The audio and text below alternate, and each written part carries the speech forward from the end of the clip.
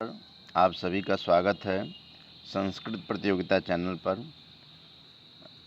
सर्वप्रथम आप सभी से मैं एक आग्रह करना चाहूँगा कि जो भी यूट्यूब के माध्यम से वीडियो देख रहे हैं, बहुत सारे मित्र ऐसे हैं जो सब्सक्राइब नहीं किए हैं और बेल आइकन नहीं दबाए हैं। मैंने ऐसे देखा है कि मैसेज जो है सब लोगों के पास नहीं पहुंचता है। इसके पीछे का कारण ऐसा देखा गया है कि घंटी के बटन पर ऑल पर क्लिक नहीं होने के कारण जो वीडियो डाले गए हैं, बहुत सारे वीडियो, लगभग 40 वीडियो हो गए हैं, तो संस्कृत से संबंधित और भी विभिन्न विषयों से संबंधित हमने वीडियो डाल रखा है। तो आप अब सभी जो भी वीडियो देखने वाले हैं, सभी हमारे चैनल को सब्सक्राइब करें और टेलीग्राम चैनल पर भी आप जा सकते हैं, उसमें सारे वीडियो आपको उपलब्ध मिलेंगे। संस्कृत प्रतियोगिता टेलीग्राम चैनल पर आप सर्च करेंगे तो वहाँ पर आपको मिलेगा। चलिए हम व्याकरण संबंधित प्रमुख संज्ञाओं की चर्चा करते हैं। तो देखिए, वृद्धि संज्ञा, वृद्धिरादेश इसका सूत्र है। ज़्यादातर ऐसे प्रश्न आते हैं कि वृद्धि संज्ञा किसको कहते हैं या कौन कौन से वर्ण होते हैं। तो उसके लिए आप देख सकते हैं आ, आई, औ, ये 3 वर्ण हैं, ये वृद्धि संज्ञक वर्ण होते हैं। सूत्र इसका है आपका वृद्धिरादेश, आदेश वृद्धि संज्ञा से। अर्थ देख लेते हैं। आ, आई, औ इन 3 वर्णों की वृद्धि संज्ञा होती है। जैसे त्यागः में आ है, सदैव में ऐ है, महौषधि में वृद्धि होकर औ हुआ है, यानी अवृद्धि हुआ है। ये वृद्धि संज्ञक वर्ण है। ज़्यादातर ऐसे प्रश्न आते हैं कि ऐ, औ या आ ये क्या हैं, तो उसमें आप सभी जानें कि ये वृद्धि संज्ञक वर्ण है। आगे आता है गुण संज्ञक वर्ण। हम विभिन्न संज्ञाओं की चर्चा करेंगे और विस्तार से अलग अलग वीडियो हैं जो इसमें और क्या चीज़ें आएंगी और सब वीडियो में उपलब्ध मिलेंगे। तो गुण संज्ञा क्या है? तो सूत्र है अदेंग गुणः अत एंग च गुण संज्ञा स्यात्। अदेंग गुणः, अत मतलब हर्षवकार, एंग मतलब ए ओ, ए और ओ, इनको गुण संज्ञा होता है। यही सूत्रार्थ भी है। अ, ए, ओ इन 3 वर्णों की गुण संज्ञा होती है। जैसे उदाहरण, ज़्यादातर ऐसे उदाहरण आते हैं और ये पूछता है कि रमेशा में क्या है, यानी दीर्घ हुआ है, गुण हुआ, यण हुआ, ऐसे प्रश्न पूछते हैं। या दूसरा उदाहरण है सूर्योदय। इसके अलावा है महर्षि। तो यहाँ पर ये गुण हुए हैं। यहाँ पर रमा प्लस ईसा,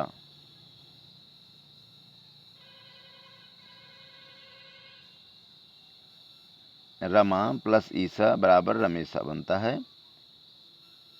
रमा प्लस ईसा।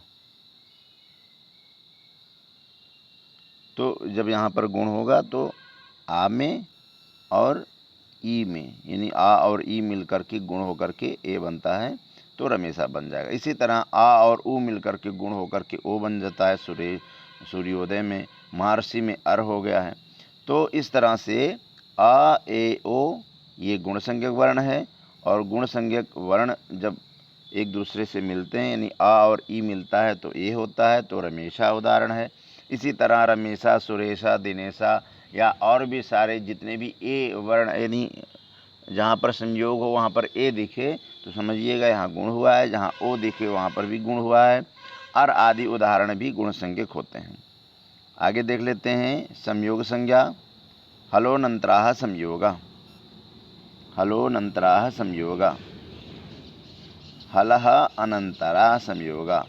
ऐसे वर्ण जो 2 हल वर्ण में किसी अन्य का कोई विरोध, कोई भी बाधा उत्पन्न न हो, उसको संयोग संज्ञा होता है। यहाँ पर देख लीजिए, लिखा है ऐसे 2 या 2 से अधिक व्यंजन जिनके बीच में कोई स्वर न आया हो, उसे संयोग संज्ञा कहते हैं। ध्यान दीजिएगा, 2 व्यंजन के बीच में किसी स्वर का भेद, स्वर का संयोग नहीं होना चाहिए। स्वर नहीं होगा तभी 2 व्यंजनों में जो है संयोग संज्ञा होगा। उदाहरण के लिए देखिए, उदाहरण में सारी बातें और भी स्पष्ट हो जाएंगी। देखिए उदाहरण है पुष्प। पुष्प में देखिए स है, प है, दोनों हलंत वर्ण है, तो पुष्प ये यहाँ पर संयोग संज्ञा हुआ। इसी तरह से अग्नि है, अग्नि में ग न दोनों का संयोग हुआ है। इसी तरह राष्ट्र में स ट र आदि संयोग हुआ है।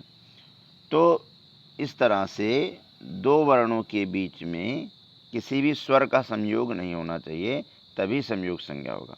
तो इस तरह से बहुत सारे उदाहरण होते हैं और वैकल्पिक रूप में इस तरह पूछ भी लेता है कि संयोग संज्ञा किसको हुआ है। तो इस तरह के अलग अलग उदाहरण दे करके पूछ लेते हैं और बीच में स्वर भी डाल देते हैं। तो जो बीच में स्वर होता है वहाँ संयोग संज्ञा नहीं होगा। इस तरह के भेद आप सभी को जानना चाहिए। आगे बढ़ते हैं, अनुनासिक संज्ञा के विषय में आता है। मुख नासिका वचनोनुनासिका, मुख नासिका वचनोनुनासिका। यहाँ देखिए अर्थ बता रहा है, जो वर्ण मुख तथा नासिका दोनों की सहायता से बोले जाते हों। मुख, जो वर्ण मुख तथा नासिका दोनों की सहायता से बोले जाते हों, उसकी अनुनासिक संज्ञा होती है।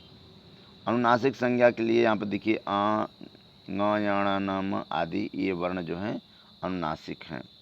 तो सामान्यतः इसमें इस तरह के प्रश्न आते हैं कि अनुनासिक वर्ण कौन से होते हैं। यूपी टेट में भी प्रश्न ऐसे पूछे जाते हैं।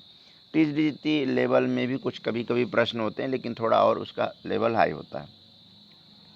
पर ये सामान्यतः ऑब्जेक्टिव प्रश्नों में इस तरह से पूछे जाते हैं कि ये कौन सा वर्ण है या अनुनासिक वर्ण चुनें। तो ध्यान दें, इस तरह से आते हैं। आगे हम देखते हैं, पांचवा है सवर्ण संज्ञा। तुल्यास्य प्रयत्नम सवर्णम, तुल्यास्य प्रयत्नम सवर्णम, तुल्यास्य प्रयत्नम सवर्णम। यहाँ पर देखिए अर्थ जा रहा है, जिन दो या दो से अधिक वर्णों के कंठ और तालु उच्चारण स्थान तथा आभ्यंतर प्रयत्न दोनों के समान हो, वे परस्पर सवर्णी या सवर्ण संज्ञक होते हैं। यहाँ देखिए उदाहरण दिया हुआ है इसी तरह से अ, आ, ई, उ आदि ये परस्पर सवर्णी है। देख लीजिए रमा अपि, यहाँ पर रमापि इस तरह दीर्घ हो गया है। मुनि ईश, मुनीशा, तो रमापि यानी रमापि बन गया मुनीशा में। तो देखिए यहाँ पर दोनों मिलकर के सवर्णी आपस में थे, इसलिए वहाँ पर संधि कार्य हुआ है। दूसरा, मुनीशा के बाद आपका भानुदय है, तो भानु प्लस उदय यहाँ पर भी दीर्घ हुआ है। इसी तरह से अन्य बहुत सारे उदाहरण मिलेंगे जहाँ पर दीर्घ के संकेत दिखेंगे। तो परस्पर सवर्णी है। परस्पर सवर्णी का उदाहरण यहाँ आ, ई, उ आदि का दिखाया गया है। कुछ और भी नियम हैं, ध्यान देने की बातें हैं। उच्चारण स्थान और प्रयत्न का साम्य होने पर भी स्वर और व्यंजन की परस्पर सवर्ण संज्ञा नहीं होती है। कभी कभी ऐसा होता है कि उच्चारण स्थान भी मिल जाता है और प्रयत्न दोनों एक हो जाते हैं, फिर भी स्वर और व्यंजन में परस्पर सवर्ण संज्ञा नहीं होती है। इसके लिए एक सूत्र का निर्देश दिया गया है, यहाँ पर देख सकते हैं, नाझलो न अच हलो। ये कहता है कि अच और हल का आपस में सवर्ण संज्ञा न हो। इस तरह से उन्होंने पूर्व में सूत्र के द्वारा निषेध किया गया है, जिसके कारण ऐसा नहीं होता है। कुछ भी और भी वार्तिक है, जिसके कारण यहाँ पर एक चीज़ आता है कि री और री की आपस में सवर्ण संज्ञा होना चाहिए। इस तरह कहते हैं, ऋण री वर्णयोर मिथा सावर्ण्यम वाच्यम। ये वार्तिककार ने ऐसा कहा है कि और री आपस में सवर्णी होते हैं। तो अब इसके भेद की बात आ जाती है, तो री के 18 भेद हैं और री के 12 भेद हैं। कुल मिला के आपके 30 होते हैं। कभी कभी इस तरह से ऑब्जेक्टिव पूछ लेता है कि री के कितने भेद होते हैं, री के कितने भेद होते हैं, अथवा कभी कभी ऐसा पूछ लेता है कि कौन सा वर्ण दीर्घ, किसमें दीर्घ का अभाव है। तो इस तरह से प्रश्न आते हैं। तो री और री दोनों का आपस में जानना चाहिए कि क्या है। आगे देखते हैं, प्रगृह्य संज्ञा। प्रगृह्य संज्ञा प्लुत प्रगृह्य अचनित्यम से प्रकृति भाव हो जाता है। पहले प्रगृह्य संज्ञक वर्ण कौन कौन से होते हैं अथवा किनको प्रगृह्य संज्ञा होता है। ध्यान दें, जिसकी प्रगृह्य संज्ञा होती उसी की प्रकृति भाव होती है। प्रकृति भाव सूत्र जो है वो है आपका प्लुत प्रगृह्य अच नित्यम। तो पहले हम देखते हैं प्रगृह्य संज्ञक वर्ण कौन है। तो यहाँ कह रहे हैं ईदु दे द्विवचनम प्रगृह्यम। ईत ऊत एत द्विवचन की प्रगृह्य संज्ञा होती है, यानी दीर्घ इकारांत, दीर्घ उकारांत और एकारांत की प्रगृह्य संज्ञा होती है। उदाहरण के लिए देखिए दे रहा है हरि एतौ। अब दीर्घ इकारांत दीर्घ उकारांत का आशय है कि जैसे आप रूप चलाते हैं तो हरि हरि हरया बनता है, कि जब द्विवचन में जो हरि आपका बन रहा था हरि हरि हरया, तो जो हरि ये दीर्घ इका है, दीर्घ इकारांत है, इसी द्विवचन की प्रक्रिया संज्ञा होती है। इसी तरह भानु भानु भानवा, तो यहाँ पर यदि कोई भानु भानु भानवा, तो ये यहाँ पर ये जो द्विवचन है उसकी यहाँ पर क्या होगा, प्रगृह्य संज्ञा होगा। इसी बात को यहाँ पर बताया गया है। तो देखिए हरि एतौ, गंगे देखिए द्विवचन का है। इसी तरह वायु इति। देखिए उदाहरण और भी है, जैसे विष्णु इमौ, गंगे मु, इसके अलावा देखिए अग्नि इति, माले इति आदि, ऐसे उदाहरण यहाँ पर दिए गए हैं। इस तरह के उदाहरण दे देते हैं और ये पूछते हैं कि इसमें प्रगृह्य संज्ञा किस में हुआ है। तो ध्यान दीजिएगा कि शब्द के पूर्व में इस तरह के शब्द, यानी जो हरि एतौ है, तो हरि में यानी इकारांत उकारांत एकारांत आदि जो भी दिखे, यहाँ द्विवचन यदि दिखे तो ये समझिएगा कि ये प्रगृह्य संज्ञक है। देखिए इसी तरह माले इति भी है, वायु इति है।